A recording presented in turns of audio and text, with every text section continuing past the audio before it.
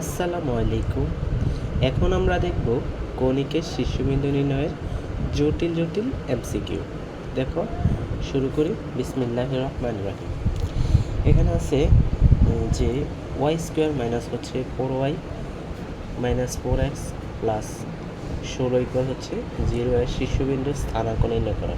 যখন শুধু শীর্ষবিন্দুর স্থানাঙ্ক বাইর করতে বলবে তখন আমরা কি করব? তখন একদম সহজ ট্রিক্স, আমরা কি করব? ডিফারেন্সিয়েশন করে দেব। কি করব?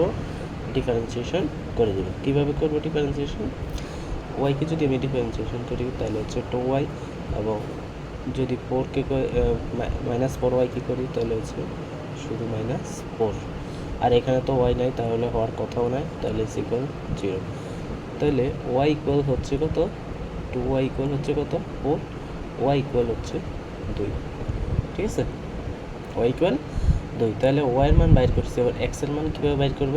এক্সের মান এই সমীকরণে বসাই দেব। এই সমীকরণে যদি এখানে আমি এক্সের মান বসাই, সমীকরণটা কি? সমীকরণটা হচ্ছে y square minus 4y minus 4x plus 16 equal 0। এখানে যদি আমি ওয়াইয়ের মানটা বসাই 2 square minus 4 into 2 minus 4 minus 4x plus হচ্ছে 16 হচ্ছে। এখানে দেখো 4, এখানে হচ্ছে 8 মাইনাস 4x প্লাস 16। তাহলে দেখো এখানে যদি হয় তাহলে 4 এখানে হচ্ছে 16, তাহলে হচ্ছে 12। কত হইতেছে? 12 হইতেছে।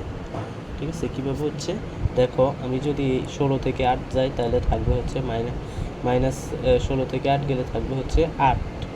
16 থেকে 8 গেলে কি থাকবে? 8 থাকবে। 8 থেকে 16 থেকে 8 আর 4 হচ্ছে কত? 12। তাহলে 12 4x ইকুয়াল হচ্ছে 0। আমরা লিখতে পারি কি? আমরা লিখতে পারি হচ্ছে 4x ইকুয়াল হচ্ছে 12। তাহলে x ইকুয়াল হচ্ছে কত? 3।